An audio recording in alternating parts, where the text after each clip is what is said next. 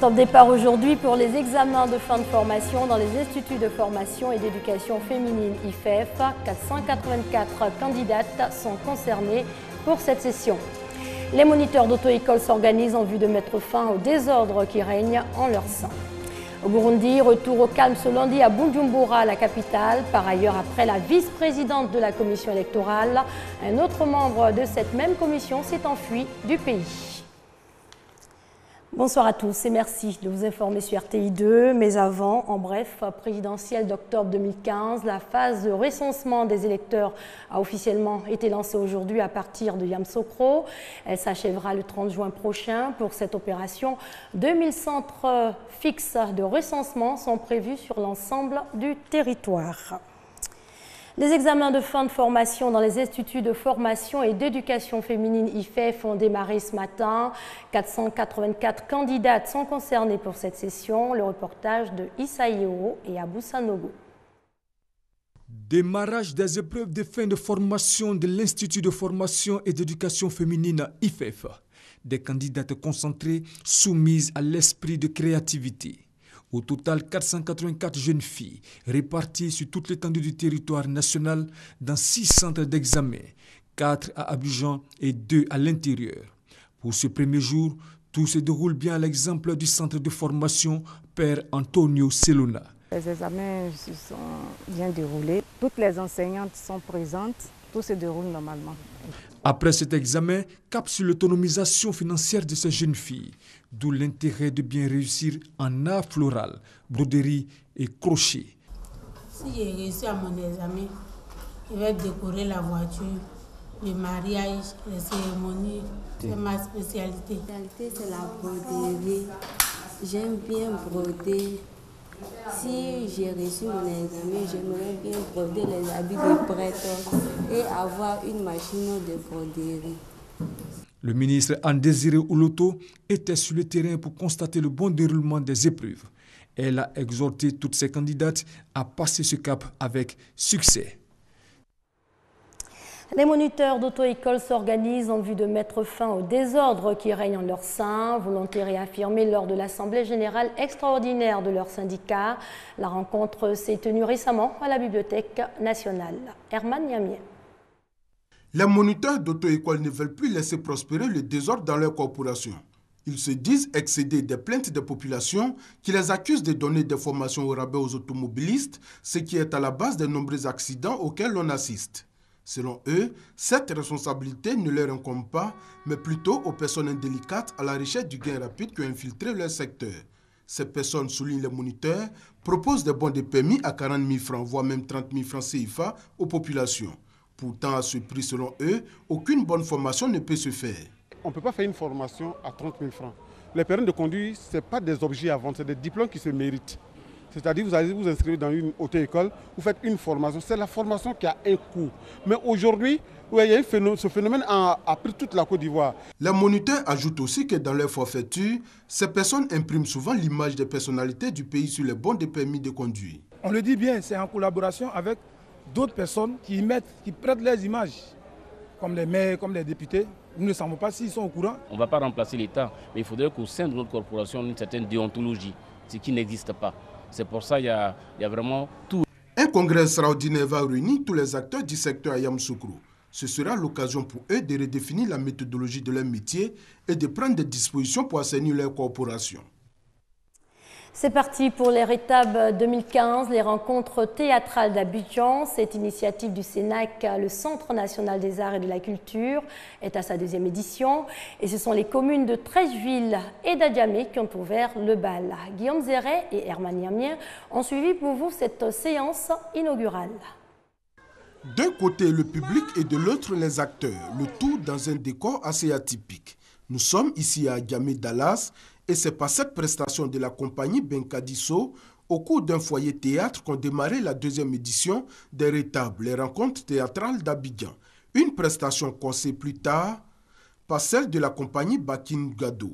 2 prestations qui ont laissé de bons souvenirs. Il n'y a rien à dire, ils sont bien, ils sont bons.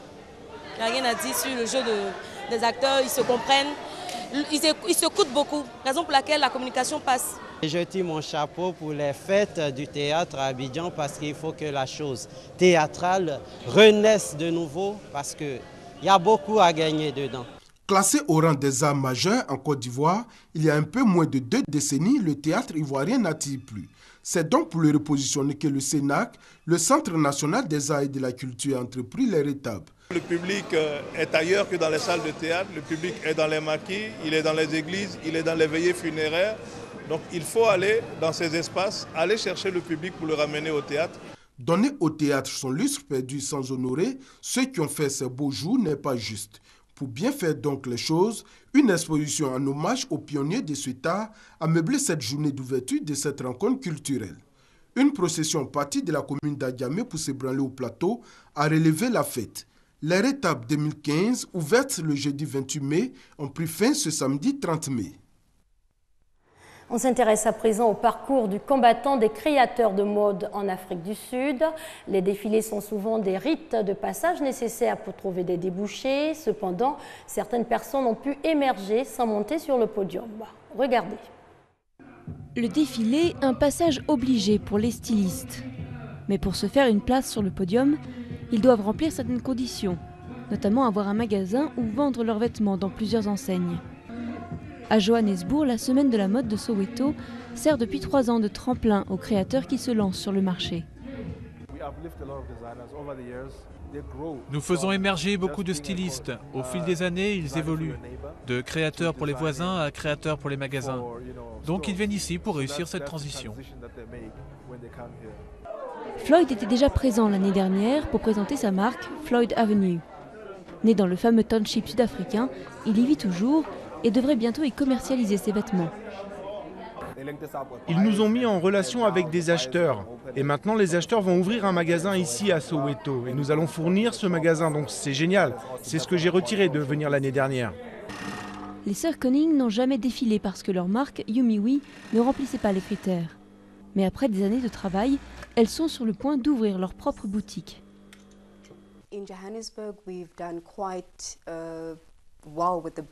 À Johannesburg, en 3 ans, la marque a bien progressé.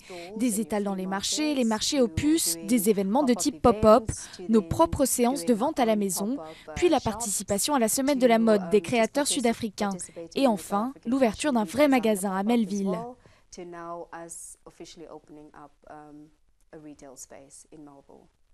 La marque a été créée par la grande sœur à Londres il y a 7 ans. Et depuis 2012, toute la famille travaille à son développement à Johannesburg. De l'achat des tissus au marketing en passant par la couture, Eleanor, Angélique et sa mère s'occupent de tout. Leur secret, la polyvalence de leurs vêtements, comme cette robe qui se décline en 16 styles différents. Mais elles ont dû s'adapter au marché sud-africain. Nous devons faire moins en termes de couleurs et d'imprimés en quelque sorte, parce que nous avons constaté que le marché sud-africain est beaucoup plus conservateur que le marché européen. En Europe, les gens ont beaucoup plus envie d'essayer quelque chose de nouveau et de provoquant.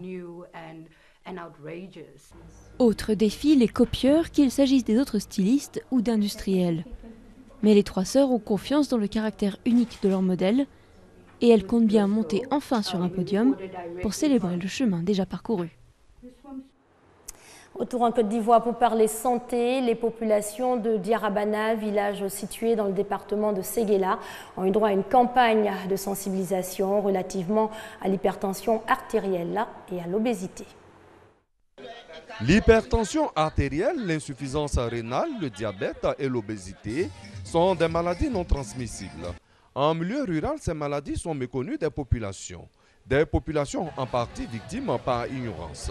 À Diarabana, village du département de Séguéla, l'agent de santé en service dans cette localité fait le triste constat de ces différentes pathologies. Le cas de diabète, il y en a de 20%. Le cas d'obésité, il y en a des dizaines de %. Je pense que c'est un problème d'alimentation, un problème d'automédication. On ne fréquente pas beaucoup les centres de santé.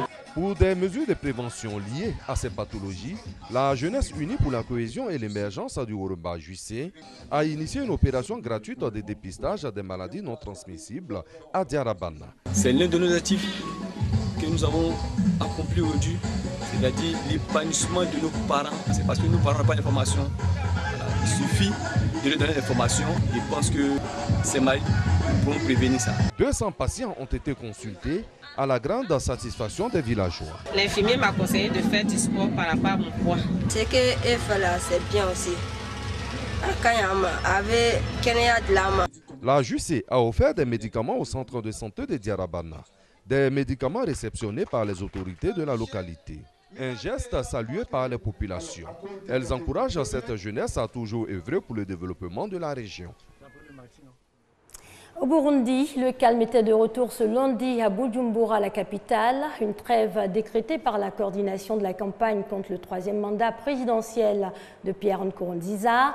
Concernant la demande des États de l'Afrique de l'Est de reporter les élections d'au moins un mois et demi, le gouvernement burundais s'est dit favorable à cette proposition. Le calme est revenu lundi à Bujumbura, la capitale du Burundi. Au lendemain d'un sommet régional sur la crise, la journée marque une trêve dans les manifestations contre le président Nkurunziza. Les chefs d'État d'Afrique de l'Est ont appelé à un report des législatives censées se dérouler ce vendredi, 3 semaines avant la présidentielle. La question du troisième mandat du président burundais, à l'origine des troubles, n'a en revanche pas été évoquée. Il est alarmant de voir le Burundi, où régnait ces dernières années une fragile stabilité, où les gens avaient commencé à reconstruire leur avenir et leur environnement, plongé dans une situation où les gens redeviennent des réfugiés, où il y a des morts dans les rues. Donc je pense que l'appel au dialogue, à l'apaisement et à la sagesse est très important.